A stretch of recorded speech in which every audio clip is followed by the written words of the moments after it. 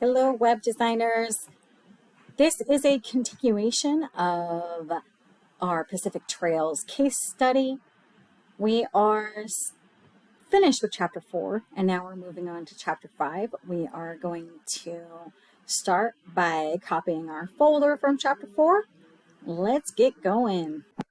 I have Atom open, and I've got my chapter 4 Pacific Trails. I'm going to copy this. Let's see, I believe the best way to, there we go. We're going to duplicate the whole thing. All I'm going to do is change to chapter 5. It's the same day. Okay, so hopefully I have all my files. Great. I'm going to shut down all of these because if I hover over, I see that I'm still in the chapter 4 folder. Let's get rid of that and let's open these. I'm going to open all 3. Sometimes I have to try to open all 3 over and over. So we're going into chapter 5. It's more basics of CSS, but now we're working with background images and just images in general. And we're also working on some text styles and font families, which are, the font styles. So let's get going. I am on page 172. We have already, I just want to show you, I want to start with, of course, our wireframe, figure 5.27. And I see that there's one thing that they have added to this. Now, they have added a divider with a large image, and that is now between the navigation and the main. So even though they don't tell me yet until one of the tasks in the future, I know that I'm going to need that there. So I'm just going to add that divider now while I'm not super far in, so it doesn't hurt later.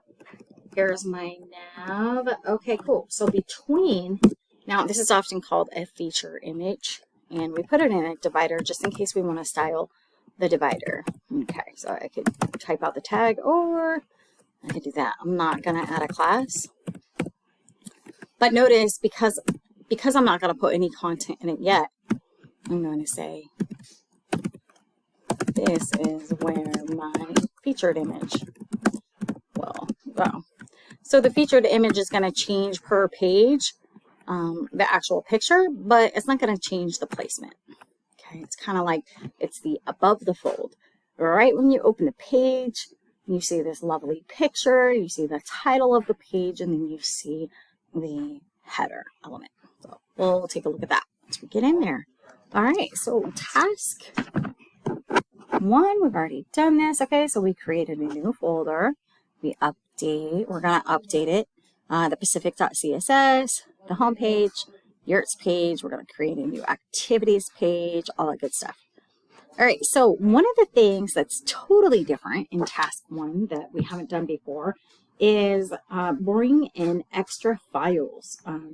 And so we are going to bring in our image files that are found in our student files. So let's go do that. Okay, student files. I'm going to open it up right in Atom and then just copy in there. Oops, there we go. Come on now. It's not wanting to work with me. All right. There we go. Add a project folder. And let's see, I'm going to go over to my HTML projects, student files. I'm in chapter 5, case study starters, Pacific. All right, select the folder. And now I have all these lovely JPGs. Let me open this back up. Now I'm going to start highlighting these. I'm going to hold down Control and just highlight all these. And I'm just going to drag them up into my chapter 5. There we go. Actually, okay, great. Gonna have to remember that. I did that. And they're gone now because I moved them, but that's okay. All right, so in the future, we might want to add folders for the images, but right now we're just gonna have everything in one folder, and we can think about this folder as our actual website. All right, so here we go. Next is, we're opening up Pacific.css and we're adding some declarations to our global styles, specifically the body. Let's go over. Now, first of all, I want to watch what we're doing. So I'm going to Control-Shift-H, open up my preview, and I'm going to collapse this over here so I have a little bit more space. Go to Pacific, and in the body, I'm going to add a style property that configures a font typeface family. And so font families, what they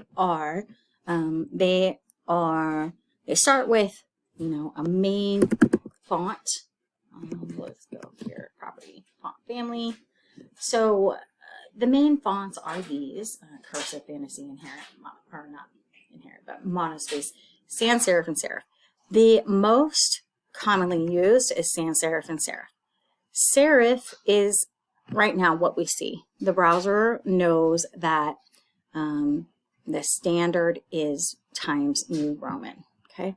So now what we're going to do is we're actually going to change it to a sans serif font family, but not just sans serif. We have a particular font that we really want. We want Arial, and it's probably going to be in the browser, but if for some reason your browser does not have Arial, well, we have a second choice, and that's Helvetica. And then if they don't have Helvetica, we have the very base of that font family, which is sans serif. So we just want to make sure that it doesn't have all the frills and little lines coming off of it over here, right? Okay, and I'm going to save that, and I should see a nice change. There we go. This is actually more accessible when it comes to the reading parts of the text. It's actually going to have us change it back to a few places in Times New Roman. So next, we're going to go to the header, which is another global style. We're going to display the background image name, sunset.jpg, on the right without any repeats, and declare to set 400% line height and 1 EM text indent. So that's a lot. I don't know if you ever took any math classes where your teacher taught you to underline the important parts in word problems.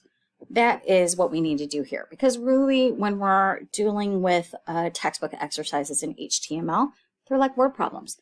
So let's just go one by one. The first thing, display background image named sunset.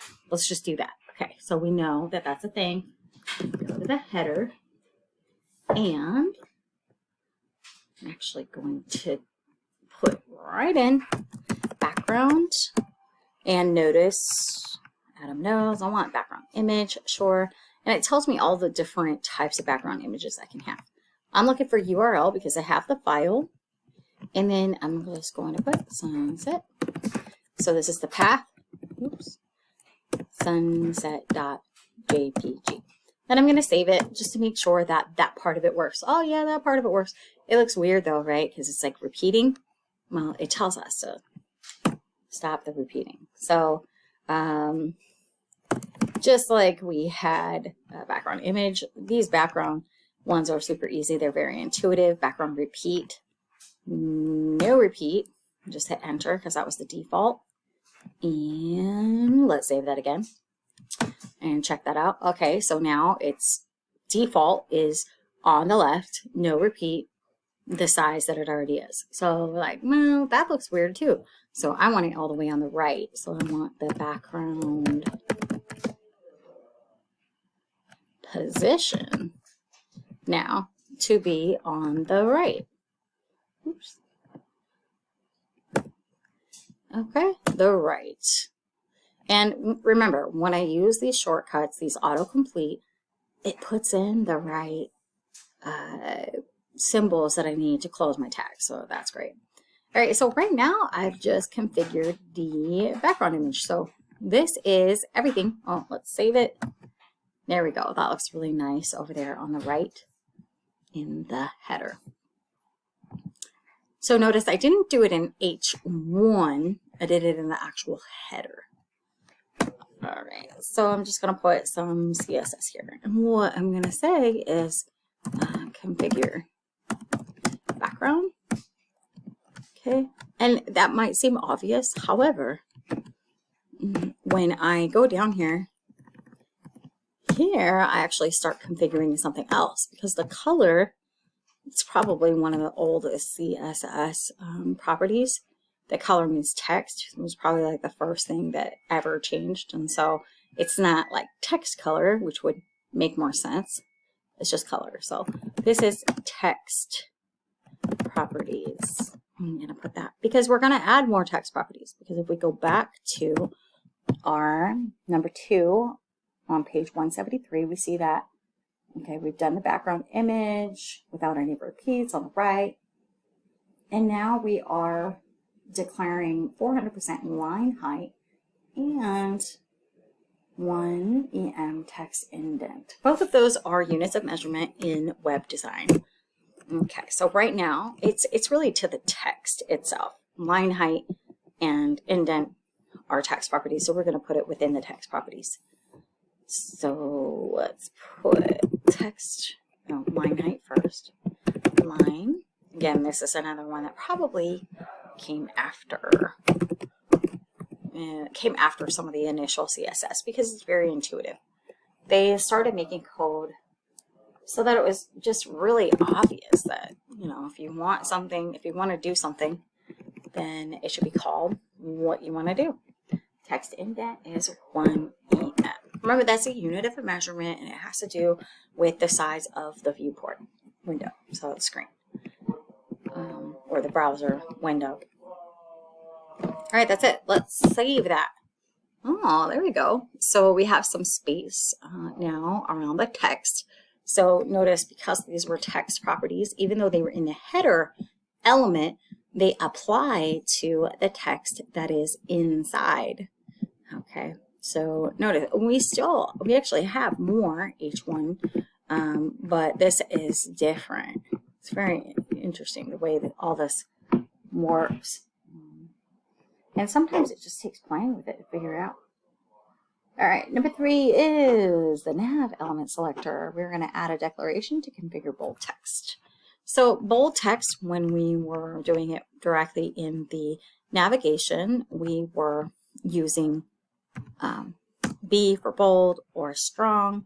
So now we're just changing it all. We're calling it font weight. So the font weight is pretty much how thick are the lines going to be? What's the weight of that font? And we want to do it bold. But it also is a unit of measurement. So you can increase the boldness or decrease the boldness. So let's take a look at what that does. It doesn't really do much. I think it made the blue a little bit darker from what I can see, but it's hard to tell. Okay, so next, let's move on. We did that. Oh, now the next part is we're actually going to style specifically the links inside the navigation. Now, we can't just assume, we can't just say links are not text, so we can't use text properties just in the parent element, which is the navigator. I'm sorry, the navigation. So we actually have to go directly to the links within the navigation to edit those. And so rather than just making a global styles like A, we don't want to do that because we don't want to change this one down here, this email down here. We just want to change the links in the navigation so that they don't have underlines. It's very common in navigation links. So let's go ahead and do that. So we're going to use the descendant selector, which you can read more about in CSS on page 124 to 125. So descendant. Okay. which kind of makes sense because if I call this the parent, right, then the descendant is the link. And then I'm just going to say text decoration. Okay, so to them it's a decoration. Like underline is a decoration. So I'm going to say none. So the other values that I could have. And save it. There we go. Standard links on the navigation. All right, so next we are, okay, here's where we're going to change the type font face back to H1, to Georgia, Times New Roman, and all that good stuff. Now, what's interesting is technically I could do all of these together, but I'm not going to. I'm going to do each one. All right, so each one separate. So right now, do we have an H1? We do. We have an H1 selector. So I'm going to go here. And now my font family is going to be making it back to the Times New Roman. But first, I would prefer to have Georgia. Georgia is a type of serif font. And so I'd prefer to have that, I guess. And then secondary, if the browser doesn't have Georgia, then I'd like it to have Times New Roman. And since Times New Roman is 3 words, it does need to be in quotation marks. Normally we don't use quotation marks in CSS, but in this case, when it's a 3-word font name, we do have to use that. And then finally we have serif, right? Because we want the fancy. And then we're going to save that. All right, so that gave us back some fancy. It's good. I mean, it attracts the eye. It's something different. And so headings are typical to have something different about them, just like we have a background color for the H1. Let's go ahead and do that for H2 as well. And it tells us that we want to do that for H3, but we don't have an H3 yet. So let's put an H3 in here. And I'm going to paste that. So H3 also has a text color of hexa code #000. Okay, let's save that. Nothing happens because H3, well, except for H2 changes, and then H3 doesn't change because we don't have that yet. So it's probably coming. In fact, it's coming in the activities page. Number 9, the footer element selector. So let's see, do we have the footer? Now it's good to be going from top to bottom in your CSS just so it's easier for you to find in the future. Here it is. Now it's telling us that we want to, okay, so we have a list again of all these font things. So first we're gonna do the font size to 75%, so a little bit smaller. We're gonna style it so that it has italic rather than using the emphasis or italic element in the HTML. We're gonna align it, center, and then we're also gonna do the font family. Well, first of all, I still have my font family on my clipboard, so I'm just gonna add that first. I'm gonna kind of go backwards. And then now I'm gonna say, okay, make it 75% font size. Okay, so font size. There it is, 75%. I'm just shrinking it a little bit, and then I can take a look at that. Plus. All right, see how that shrunk it a little bit? And now I'm going to make it italic, which shouldn't actually change much. Font style and italic. So let's just see. Did it change anything? Not really. No, because we already have it in italic, so it actually has us get rid of that because it might throw an error. I'm not sure. All right, and then finally align. So text align. All right, so I wouldn't necessarily, I'm going to center this. I wouldn't necessarily add comments here just because it's obvious, like this is all font. But if I started adding other you know, styles to the actual background or something like that, then I would want to comment that that's what I'm doing. All right, so probably we're going to do something with our class, and let's see. Yep.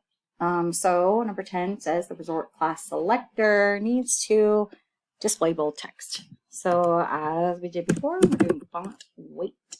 There it is. Bold. Enter. Save it. Okay. So, okay. Nice. You know, that's interesting because it actually probably made it more accessible, because before it was very light blue. But sometimes if you bold an element, it can be more accessible than prior to that. Like large text, bold, makes it so there's a better contrast. It stands out more. All right, so now we finally have the contact ID selector. So we don't have that yet. So I'm gonna give myself some space. IDs are always hashtag. And this one's interesting because it doesn't really look like we're doing much. So IDs are hashtags, blue, and Atom. Classes are periods. Okay. Oops. All right, let's see. This one, all it's telling us is that we want to display the text with the font size 90%. That's it. And it doesn't, if you save it, you can see it's a little bit different, but it's not a ton different. Depending on your screen size, it doesn't look different at all. All right, let's save this. Let's save it. And because we're good coders and we want to make sure that we're doing things right, we're going to go to our browser. And we're going to go over here to, I already did this last video. So I'm going to go back. And by direct input, so I still have something there because I used the back button. I'm going to hit Control A, delete that, and I already have it selected. So Control V, check it. Yay, congratulations, no error found. That's great. Okay, so our CSS is good. Now we got to do some stuff. All right, so task 3, the home page. Okay, so is this saved? Yes. So we're going back to index.html, our home page, and it wants us to get rid of any place where we have bold, small, and italics. Okay, so let's take a look. I'm actually going to use the find function. I'm going to hit Control F. It says find in current buffer. So I'm going to see, do I have a bold tag somewhere? I do. All right, so check this out. What I'm going to do is I'm going to just hit replace. So since I have nothing in the replace area, it's just going to get rid of it. All right, so now it says no results for B. But then if I go here and I put the ending tag, oh, it says, there you go. I'm going to replace that. It's gone. What about italics? Gone. Replace. Boom. It's gone. What about the opening tag? Replace. It's gone. How about small? Oh, apparently I forgot to do something previously. That is fine. Let's move on. I can close this guy. But that was really handy, right? You want to be able to use your tools. It helps it. It's faster. It saves your brain some power. If you can remember the tool, then you can, keep going and just keep chugging along. So we have a divider element because we went through the wireframe first. Right? Oh, we did it in yours. Okay, it was over here. So I'm going to actually take this guy, Control S, and I'm just getting Control C, and let's paste it in there, Control V. Okay, well, so technically, this is the header area. Even though our the image inside the divider is going to change, the divider is still always going to be there, so I can consider it a part of the header. All right, and then inside this it says configure an image. So I just start typing img. Okay, image, right? Start typing image. And then my source now, it tells me, is the coast, right? Let's see. Yep, coast.jpg. So because I have everything in the same file, I could just say, okay, it's in this file, so go find it. This is the source. Find it in the file. If I had my images in a different folder, then I would have to make the path for it. I would have to say something like images, right? And then let me show you what this would look like. Save this. This is just one of the ways that you could. I'm going to new folder within that, and it's going to be images. Okay, so now I have a new folder, and watch what happens if I move images coast. If I can move coast to that, it should. And then let's see. Did it work? That didn't work? Oh man. There it is. Okay. I just had to resave it, and it basically refreshed it. So there we go. Okay, so that's one way I could have done it. I'll just leave it there for now. Actually, no. Let's take it out of there. See, it's gone again because it doesn't find it in this folder. It's going to be in the other folder. So let's put it back. Here it is. And let's save this to refresh it. Perfect. Now it tells us that we have to put an alt. So it's the Pacific Coast. This is for screen readers. And it also tells us that we have to give it a width and a height. Now, we're not doing responsive design, but notice this. If we scroll over horizontally, that looks ugly, okay? Because it's just defaulting to whatever the size of the image is. So I want it to remain in the viewport. And because I declared the viewport in the head, back up here, let me show you. I did this viewport, and I made it the width. The content is the width equals device width, initial scale. That means that that once I put in some sort of size for the image, it's going to, especially if I put in a relative size, which is like 100%, then it will just take up that viewport. So let's go ahead and do that. Width tag. Okay, so that's an attribute and of image, and then I can type in 100%. Now this is not standard anymore. Now we do this in the CSS, but that's okay. We're gonna have it there. Technically, I don't need height, but it tells us I want to have height. I'm just gonna leave it empty. Okay, now I no longer have this horizontal scroll. It looks good. Okay, moving on. So let's save this sucker. And so it might indicate that it's wrong, but that's okay, because we're going to fix it later on. All right, we're going to do the same thing to the yurts page. What else? Yurts, and we're just going to change it to yurt.jpg. So let's copy this guy, this image. We already have the divider in there, so let's just copy this to image. And there we go. Let's put it in that divider. And Control S. And now Control Shift H. We're gonna look at the yurts page. Okay, I basically have the same.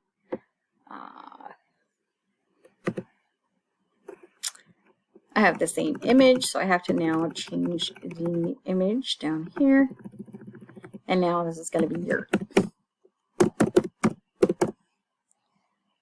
There we go. Isn't that nice? Okay. Save this. And now it tells me anything else. No, it should look similar. Got it. Okay, now I have to do the activities page. Open yurts. Save the file as activities. Okay, so we're gonna duplicate this or save as. So file. We'll do save as this time. Save as activities.html.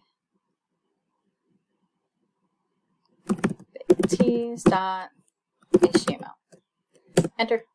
Okay, so now we have a third page. So we're actually working on this now. And when I click on it, it looks just like the yurts page.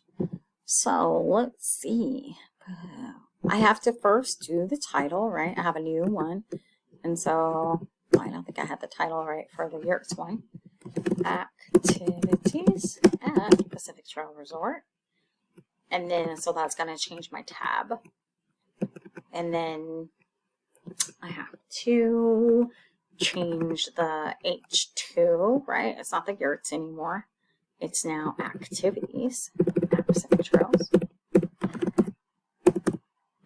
Okay, since it's already in the title, it gives me the option to go ahead and do that. And then now I have to get rid of first. Okay, well, let's do the image to trail. Change our image. Trail. Enter. Oops, no. Sorry. Don't do enter. Save it. That trail nice. And then now we're going to delete the description list. Okay, here's the description list. Let's delete it. I'm going to leave that break element there. And then it tells us that we are going to configure text using H3 tags for the headings and paragraph tags for the sentences. All right, so we have 1, 2, 3. We have 3 activities: hiking, kayaking, and bird watching. I'm just going to, this is, remember, wireframe first. So the wireframe part is H3 and paragraph. So let's just do that for 3 of them. So we have, first, I'm going to put that in. I'm going to have, oops, see, it's hard to go back and forth between the comments. Comments, and I'm going to say that now this is my 3 activities with H3 and paragraph. Okay, so I'm just going to put that there. Okay, so start with the H3. Okay, the heading, and then I'm going to do the paragraph. Okay, I'm going to push these a little bit. Okay, they're within the main. I just highlighted it and tabbed, and it gave us some nice indentation. So also, while I'm at it, I'm going to copy that. It's already selected. I'm going to paste it. Paste it. Now, it's not changing anything over here because it's empty. But when I start writing in hiking, and I say, let's see, hiking, kayaking, and bird watching, then it shows up over there. And then notice it actually has the same font style that we added in the Pacific.css. So finally we see it. We hadn't seen it before. Here it is. And the color, the super dark blue that can barely tell that it's super dark blue. Let's go to activities, save this, and walk. Okay, and then we just put in stuff. And, you know, when we're practicing, I do not care about putting in all the content. I do want you to do it with yoga. It's good practice for typing and typing properly. But normally you would just be copying and pasting from an actual document. It's got to be rare that somebody gives you like a paper document nowadays. All right. It says save it, launch a browser, test it. We're basically already launching a browser, so that's it. Chapter 5 is done. There we go. I hope that helps. And thank you so much, designers. Please reach out if you need anything else.